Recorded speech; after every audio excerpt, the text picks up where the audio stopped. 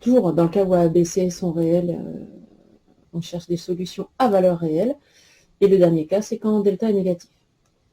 Donc, je vous rappelle que puisque A, B, C sont réels, a fortiori ce sont des complexes, par conséquent, le théorème précédent sur les solutions à valeur complexe s'applique, et on sait que les solutions de l'équation H à valeur complexe sont les fonctions de ce type-là. La question qu'on se pose, c'est puisque ici on est dans le cas où A, B, C sont réels, on peut chercher des solutions réelles à valeur réelle, c'est-à-dire ici l'ensemble R, et on voudrait savoir quelles sont les conditions sur C et D. Là, ça devient un tout petit peu plus compliqué que les cas précédents. Parce que jusqu'à présent, on a fait le cas delta égale 0 et delta est strictement positif, et dans les deux cas, les solutions de l'équation C, c'est-à-dire R1 et R2, dans le cas où delta est non nul, et ce que j'ai appelé R0 dans le cas où on a cette équation a une racine double, c'était des réels. Donc les exponentielles étaient des exponentielles réelles. Ici, puisque delta est négatif, attention, R1 et R2 sont complexes. Et comme A, B, C sont réels, en fait, ils sont conjugués. Je vous rappelle que quand A, B, C sont complexes, les solutions R1 et R2 complexes ne sont pas forcément conjuguées. Elles ne sont conjuguées que lorsque A, B et C sont des réels. Donc mon problème, c'est que dans YH, il y a des complexes partout. C est un complexe, ça c'est un complexe, ça c'est un D est un complexe, exponentielle R de X est un complexe. Donc là, ça va me poser quand même un petit peu problème. Puisque R1 et R2 sont conjugués, j'ai décidé de les appeler alpha plus I bêta et R2 alpha moins I bêta. En pratique, ne vous inquiétez pas, l'un des deux, vous l'appelez alpha plus I bêta, l'autre, vous l'appelez alpha moins I bêta, ça n'a aucune espèce d'importance.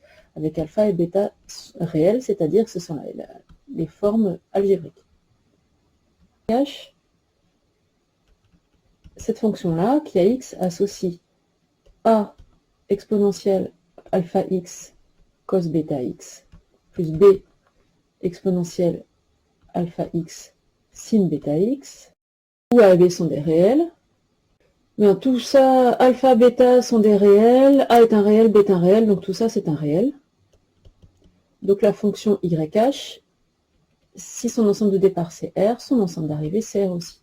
C'est donc bien une fonction de R dans R, et on montre, alors là c'est un calcul pas très rigolo, mais on montre que si je calcule pour tout x dans R, A, YH que je dérive deux fois, que je calcule en X, plus B, YH que je dérive une fois, que je calcule en X, plus C, YH que j'ai calculé en X. Si on fait le calcul, il y a des cos et des sines, blablabla, en fait tout s'élimine et on trouve 0.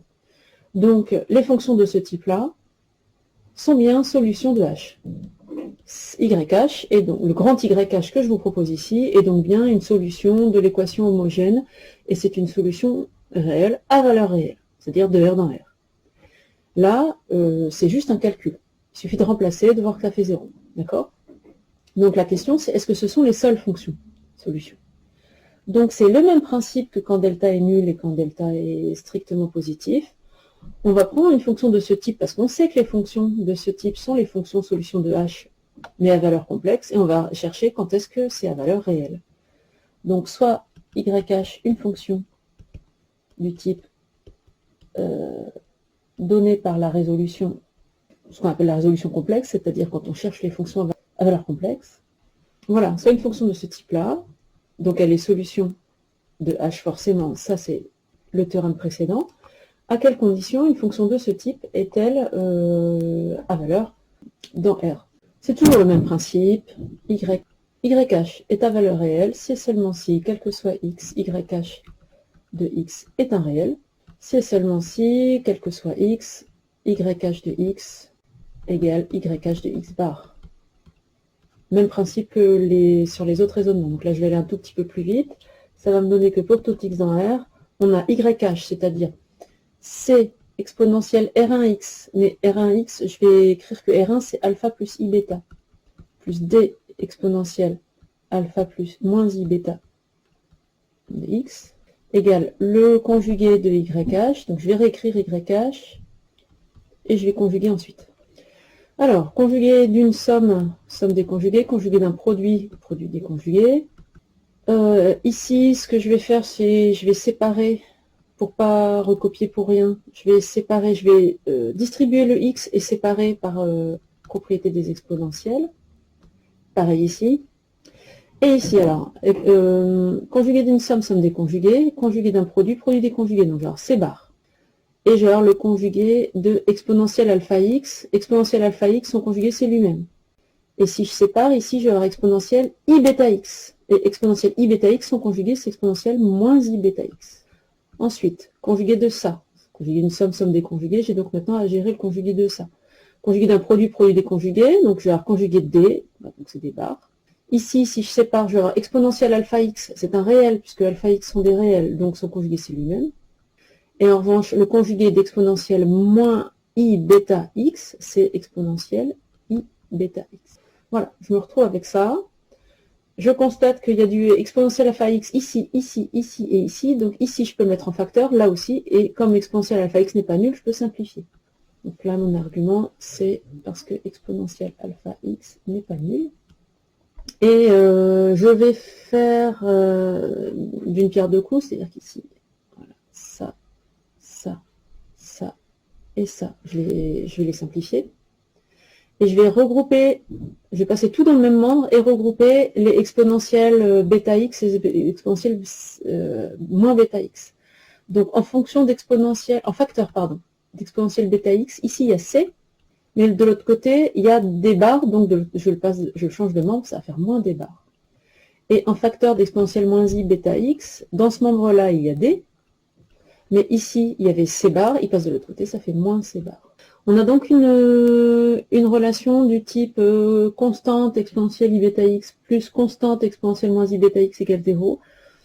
Ça va être le même principe que quand delta est strictement positif. On ne peut pas avoir deux fonctions exponentielles complexes qui ont leur combinaison linéaire qui vaut la fonction nulle, sauf si les deux coefficients de la combinaison linéaire, c'est-à-dire ces deux coefficients-là, sont nuls. Donc l'algèbre linéaire, on confère la capsule correspondante, dit qu'on va avoir C égale D bar, c'est-à-dire que C et D sont conjugués. Par conséquent, la seule manière que YH soit réel, c'est qu'YH soit du type une constante C qui est complexe, donc je vais appeler C1 plus I C2, ça c'est C sous forme algébrique, exponentielle R1x, c'est-à-dire exponentielle alpha x, exponentielle I bêta x, plus D, mais D c'est C bar, exponentielle R de x, donc ça fait exponentielle alpha x, exponentielle moins I bêta x. D'accord? Je vais réécrire YH en regroupant ce qui concerne C1 et ce qui concerne C2. Donc si je regroupe C1, vous allez avoir C1, on peut mettre exponentielle alpha x en facteur, plus E moins I bêta x. Et ce qui concerne C2, on peut mettre exponentielle alpha x aussi. On peut mettre IC2 en facteur en fait. Et là, il y aura exponentielle I bêta x moins exponentielle moins I bêta x. Par conséquent, ici, formule de l'air, ça c'est 2 cos bêta x. Et ici, formule de l'air aussi, ça fait 2i sin bêta x. Et donc, ici, c'est bien du type constante que je vais appeler A, exponentielle alpha x cos bêta x, ou être un réel.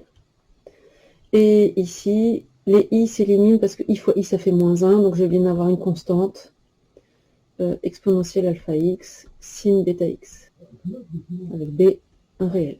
Puisque b c'est moins 2c2 en fait.